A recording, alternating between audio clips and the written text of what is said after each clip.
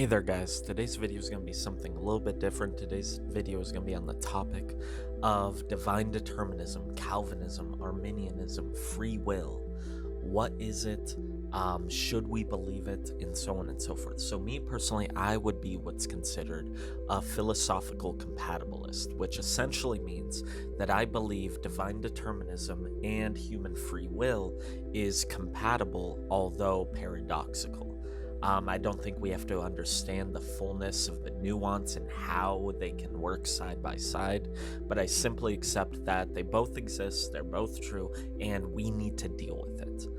One thing that I often find, and I am a fellow Reformed brother, a Calvinist, as some people say, I find it problematic that for some reason a lot of Calvinists try to explain how God determines everything by stating it is simply a determination of his will and that is how he knows.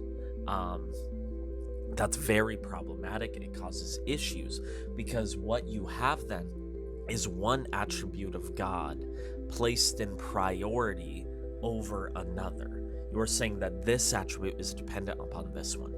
And if we believe in divine simplicity, we cannot reason that. Now, in the terms of the Arminian camp, that often states that no, God determines everything because he foreknows it, making God's determinations logically dependent upon his foreknowledge, which I think we can all see an issue with if we're talking from a position of divine simplicity. Divine simplicity essentially is that God is not composed of parts, that he is utterly simple, and that all his attributes are co-equal in his essence, and his essence can be co-equally identified in all of his attributes, and so on and so forth. That the identification of God can be identified as attributes, and his attributes can be identified alongside all of the others, that they are synonymous, let's say. They are only categorically distinct, but not actually. So I venture, as somebody who prioritizes God's timelessness, I often state that no, if God is truly timeless, then he must simply know and simply determine timelessly. We cannot pin these attributes against one another like we often tend to do as human beings who are constrained to time.